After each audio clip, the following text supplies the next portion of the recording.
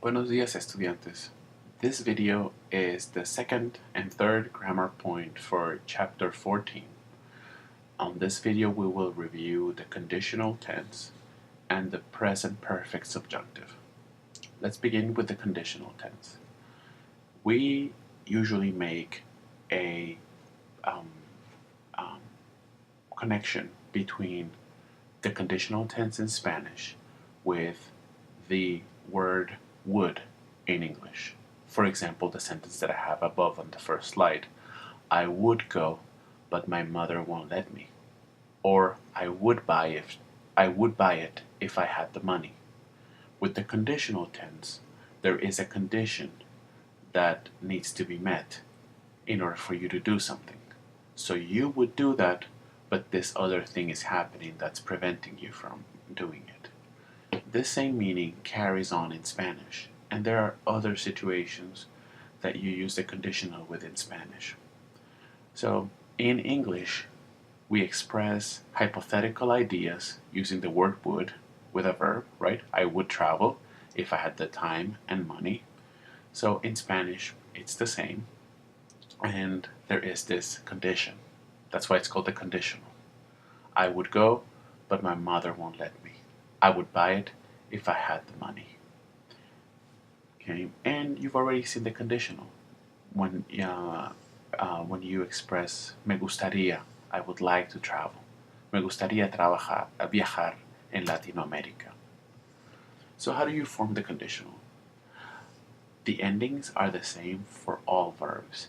Ia, ias, ia, íamos, iais, and ian. And just like the future tense that we saw on the previous grammar point, the root is the whole verb. So yo viajaría, tú volverías, ella viviría, nosotros nos iríamos, vosotros viajaríais, ellos volverían. So the root of the conditional, just like the future tense, is the whole verb. And the endings are very consistent. Ia, iais, ia, íamos, iais, ian. So this is how you form it, with the root, and it is very steady, very constant. It's very constant. And just like the future tense, this group of verbs have a different, irregular root. But just know that it is the same group of verbs from the future tense, and the root is exactly the same as the future. Okay? Decir is dir. So in future tense, it's yo diré. In the conditional is yo diría. So the only thing that you would change to make something from the future tense to the conditional is change the ending from e to ia. Yo diré, yo diría. Tú harás, tú harías. Yo podré, yo podría. Nosotros pondremos, nosotros pondríamos. Ellos querrán, ellos querrían, and so forth. Okay? So these is the group of the ones that have irregular stems, and the same group is shared between the future tense and the conditional. So you don't have to learn another set of irregular verbs. So, and note that the conditional of there are is habría. Okay? So there would be more people here, but she didn't make the announcement. Habría más personas, pero la persona no anunció el evento. They didn't announce the event. Okay? Again, this idea of a condition. This would happen. There should be more people here, but there isn't because someone didn't do something. Okay? Let's look at some examples. ¿A qué hora dijo Marina que saldría para Quito? At what time did Marina say she would leave for Quito, okay, the capital of Peru? Dijo que lo sabría después de llamar al aeropuerto. She said that she would know after calling the airport. Dijo que lo sabría, that she would know it after, después de llamar al aeropuerto. So uses of the conditional. So, like I said, there is a condition that needs to happen before the thing you're talking about can happen. But also, the conditional is used when a particular situation is presented to you, and you would have to reply, "What would you do if?" It's a sort of condition, right? What would you do with $1,000? I would travel to Latin America. What would you do if um, what would you do if you win a trip to Japan? Who would you take, right? If I won a trip to Japan, I would take my best friend. It's another set of. It's another condition. It is a special. What would happen in a particular situation, pretty much. Okay. So, in the last chapter of this course, you will learn about the past subjunctive. So far, you have learned the present subjunctive. The last chapter is all about the past subjunctive. And you use the conditional when using the past subjunctive. So, if we had the money, which we don't, right, uh, we would go to Santiago. We would go to Santiago, which is the capital of Chile, right? So don't worry about this one. I just wanted to let you know that you would use this the conditional with the past subjunctive. Okay, and the conditional finally is used to soften a request or to express politeness and respect. So in English you say could, you say would, and you say should to express politeness, to not be so rough in your language, and to do it in a soft manner. So the all all of the Spanish versions of could, would, and should are all in the conditional in Spanish. So could is podrías, would is querría, would you like, querría, and debería is you should vote. So podrías ayudarme con la lectura para mañana? Could you help me with the reading for tomorrow? ¿Querría usted ir con nosotros al museo? Would you like to go to the government museum with us? Usted debería votar en las próximas elecciones. You should vote in the next elections. So these requests that express politeness, respect, or softened requests are all in the conditional. Okay. Similar to the future tense, the conditional also expresses the expression I wonder and probably. The difference between the two is that the future tense is talking about something in the future that you're speculating, and the conditional is talking about something you're wondering about that probably happened, or you wonder if that actually if you wonder if that happened, and you could say it probably happened. You would use the conditional in those instances. For example, ¿qué tiempo haría en Santiago ayer? So we're talking about yesterday. I wonder how the weather was in Santiago yesterday. I wonder how the weather was. And then so that would be I wonder, okay, in a question. But in a statement, it would be it was probably 35 degrees.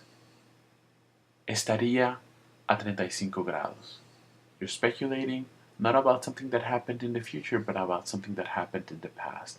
You're wondering about something that happened in the past, not in the future, with the conditional. If you're wondering about something that happened in the future, then you use the future tense as a statement, as a question, and if it's a statement, you're kind of saying probably. Okay? Siempre hacía calor allí. It was always hot there. Okay? Sería por la humedad. It was probably due to the humidity. The conditional immediately puts you in the expressing probability, probably, in the past. The future tense You are trying to, if you're expressing probability, but in the future. Será por la humedad. Okay? Sería por la humedad. So both tenses work the same idea of I wonder and probably. Okay? So that's it for the conditional. It's pretty straightforward because we feel that would really translate the meaning of the conditional in Spanish. So it shouldn't be that difficult. Now, the last grammar point for this chapter is the present perfect subjunctive. Okay, so the present perfect in English is the use of the verb to have and a past participle. For example, I have eaten. I have eaten Chinese food. I have eaten Vietnamese food. What is the difference between I ate Vietnamese food and I have eaten Vietnamese food? It is a subtle difference. The present, one is the past, right? I ate. The other one is the present perfect. I have eaten. You're speaking about yourself in the present, but about the influence that something had that you did before, that you did in the past. This experience lingers on so that it changes you as a person, or there is something in you that, because it was a new experience and now you have that experience, now you can say that you eat Vietnamese food, right? So I ate Vietnamese food is a past action, it's done in the past, and that's it. I ate Vietnamese food yesterday. But when you say I have eaten Vietnamese food, you're saying I had that experience and now I have it with me. That's why we call it the present perfect, because whatever it is that happened, you always bring it to the present as some experience that you have and it still influences you, right? When you say I learned Spanish and I have well, let's not use that example. When you say I traveled to Tokyo, right? It's one action, but you can say I have traveled. Okay, it means you're a traveler. That traveling experience changes you and it stays with you, and it is in the present perfect. So, if you have any questions about the difference, I don't think it's that difficult. But if you want more examples, just let me know. So that's the difference between just a regular past when you're talking about the past and the present perfect. Okay? In Spanish, the present perfect is used a lot about these ideas, these things that happened in the past, but we'll bring them to the present. And it's constructed the same way as in English. You need the verb to have or to exist, and then you need the past participle. Remember, in Spanish, the past participle is a verb that ends in ado or ido, depending on the verb. So if it's an AR verb, like viajar, the ending would be ado, viajado. If it's a verb like comer, it ends in ido, comido. And it's also ER and IR verbs have the ido ending, and the AR verbs have the ado ending. Okay, so how do you construct the present perfect subjunctive? The subjunctive form will be only in the first verb, which means only in haber. And then you will add the past participle. Look at my example. The first example is just the present perfect. He comido. I have eaten.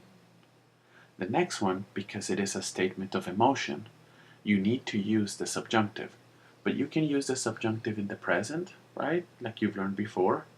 Or you can use the present perfect. Es triste que no hayas comido. So the verb to exist, to have in Spanish, is in the subjunctive, hayas, and comido is the present, is a past participle. Okay, let me just show you another example from one of your exercises for today. Tulia está contenta. She's happy. It's a statement of emotion, right? De que vengas con nosotros.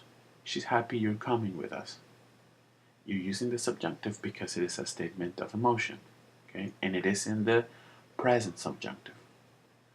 But you can also say, Tulia está contenta de que hayas venido con nosotros. It is a difference in tense because vengas is in the present. She's so happy you're coming right now, right here, right? That you're coming with us. And the second one is Tulia está contenta that you have come, that you have already done that and you're here with us now, and that experience still here because you're still with us.